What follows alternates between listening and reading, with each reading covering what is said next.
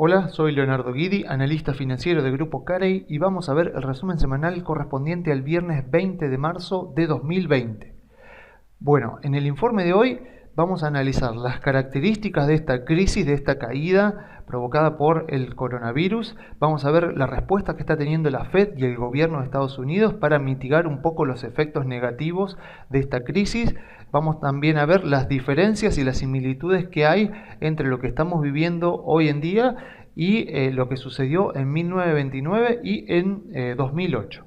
Entonces, comenzando, vemos que obviamente esta caída no es igual a 1929 y a 2008, pero que tiene ciertas similitudes, que la característica que más la diferencia es que hoy vivimos en un mundo dominado financieramente por los algoritmos y las redes sociales. En el caso particular de los algoritmos, más del 50% de las órdenes de Wall Street la ponen hoy algoritmos que trabajan en tiempos de respuesta de nanosegundos. Eso por supuesto hace que se aceleren todos los movimientos, porque además un algoritmo puede hacer saltar el stop loss de otro algoritmo o cumplir alguna regla de compraventa de otro algoritmo, y así se genera una reacción en cadena que no solo no sabemos cuándo para, sino que además se produce en lapsos de tiempo muchísimo más cortos de lo que podríamos ver hace 10 o 20 años atrás. Además, obviamente las redes sociales ayudan a que las noticias corran mucho más rápido y por supuesto nosotros como seres humanos estamos, podríamos decir, genéticamente diseñados para prestarle muchísima más atención a las malas noticias que a las buenas. Y bueno, imagínense que con las redes sociales también eso hace que el miedo y el pánico se propague mucho más rápido. Como resultado de eso, vemos que parece que las caídas en la bolsa se han acelerado muchísimo con respecto a lo que solían ser las caídas hace 10 años. Y bueno, eso responde un poco al mundo actual en el que vivimos. Pero por otro lado, también tenemos que el 50% del dinero de los fondos de inversión está invertido en fondos pasivos que siguen a los índices. O sea, más de la mitad del dinero invertido en acciones no está invertido en fondos activos que los maneja algún portfolio manager, como podría ser Bill Ackman o Warren Buffett, que seleccionan puntualmente acciones en las cuales invertir, sino que están invertidos en fondos pasivos que lo único que hacen es replicar un índice. Eso lo vemos, por ejemplo, si miramos las caídas que han tenido los índices, las acciones a lo largo del mundo. Vemos que las caídas han sido relativamente parejas, sacando algunas excepciones como el sector del petróleo, pero por ejemplo en el índice MSCI, que engloba las acciones del mundo, vemos que entre el 20%, el primer quintil, el 20% que menos cayó contra el que más cayó, no hay tanta diferencia como podría esperarse. Si uno veía, por ejemplo, la crisis de las .com, cuando vino la caída, por supuesto las tecnológicas cayeron mucho, pero hubo otros sectores que incluso subieron, o sea que no fue una caída generalizada de todos los sectores casi por igual. Acá lo que estamos viendo, fíjense que entre el primer quintil y el cuarto quintil hay muy poca diferencia entre la caída. Lo que estamos viendo acá es una caída generalizada, con lo cual nosotros sabemos que no todas las acciones se ven afectadas por igual, no todas las acciones tienen el mismo riesgo financiero y no todas las acciones han visto mermadas sus expectativas a futuro por igual. Entonces vemos que esta caída generalizada, que responde no solo a los algoritmos, sino además a la gran cantidad de dinero invertido directamente en índices, nos puede llevar a encontrar muchas buenas oportunidades de compra aprovechando lo que está sucediendo. Pero bueno, vamos ahora puntualmente a lo que están haciendo la Fed y el gobierno de Estados Unidos para mitigar los efectos de esta crisis.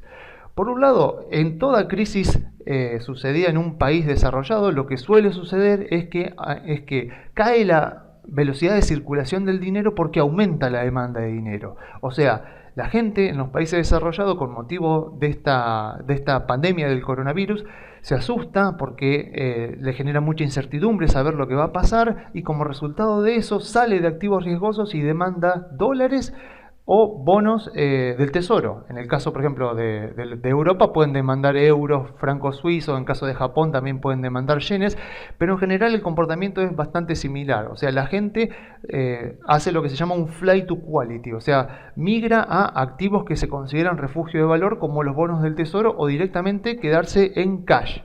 Entonces, claro, como resultado de eso, caen las acciones, caen los bonos corporativos, caen los bonos de países emergentes y las acciones de países emergentes también, suben los precios de los bonos gubernamentales porque tienen un excelente historial crediticio. Esa suba del precio es, por supuesto, compensada del otro lado con una caída de la yield. Nosotros vimos que la tasa del bono a 10 años llegó a caer hasta incluso 0,5%. Ahora está de nuevo en 1,2%.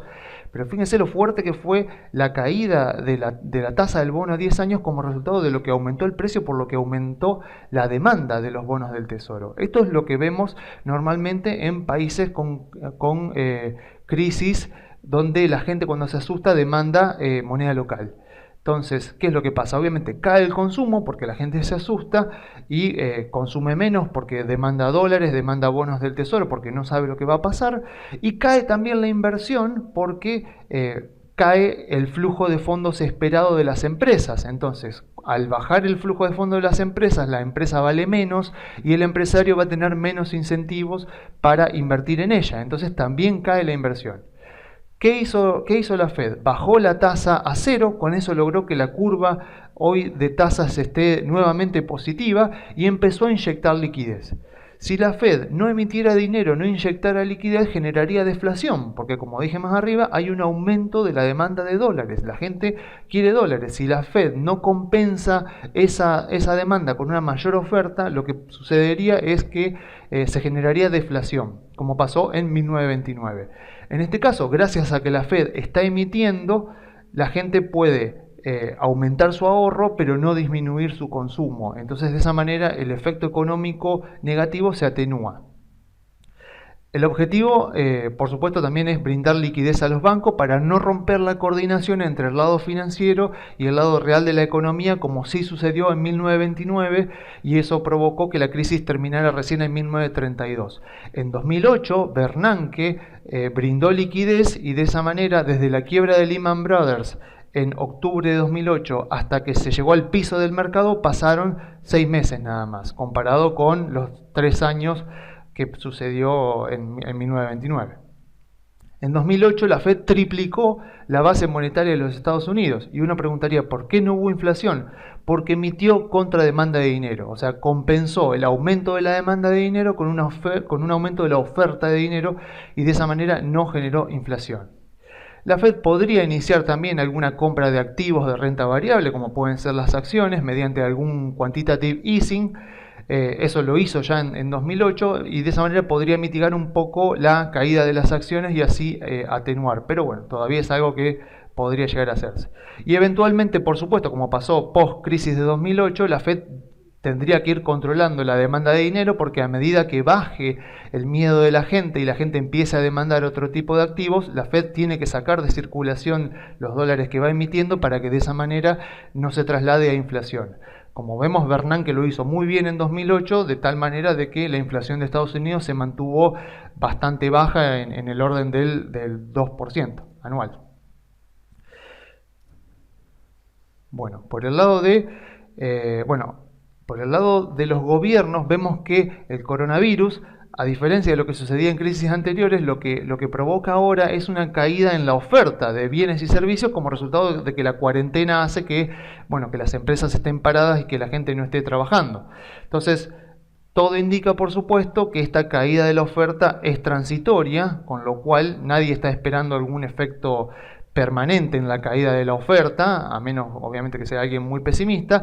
Entonces lo que hizo Trump, el gobierno de Estados Unidos, la Unión Europea y también Gran Bretaña fue anunciar paquetes de estímulos fiscales para aliviar un poco a las empresas y ayudarles a mejorar un poquito los balances porque van a estar bastante golpeados con esta oferta. Esto es muy bueno porque además de ayudar al lado financiero de la economía, el gobierno también ahora está ayudando a las empresas para evitar que no empeoren tanto sus balances. Bueno, entonces, como final, las acciones sabemos que no necesitan que se publiquen datos positivos para comenzar a subir. Lo que necesitamos es que se exagere el escenario negativo de tal manera de que si las expectativas son muy malas y la realidad cuando vienen los números resultan no ser tan malos, eso es el pistoletazo de salida para un nuevo mercado alcista que se inicia cuando las expectativas que eran muy malas no se cumplen con una realidad que termina siendo no tan mala. Así que eso es lo que estamos esperando puntualmente. No sabemos obviamente cuándo sucederá, pero sabemos por supuesto que las acciones comenzarán a subir mucho antes de que los datos muestren una mejoría en la economía. Trump encima está en campaña electoral, con lo cual va a hacer todo lo posible por evitar que el país entre en recesión.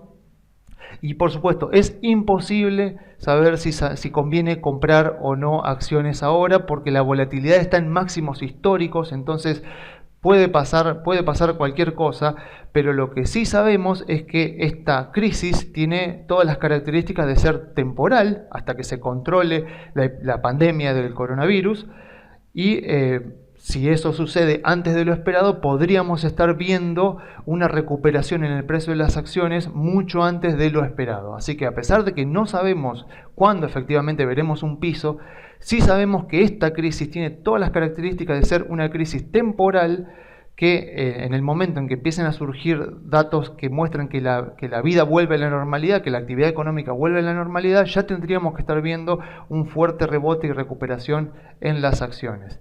Así que bueno, yo me despido dejándole las vías de comunicación. Se pueden comunicar por la página web grupocarey.com.ar o enviando un mail a contacto@grupocarey.com.ar.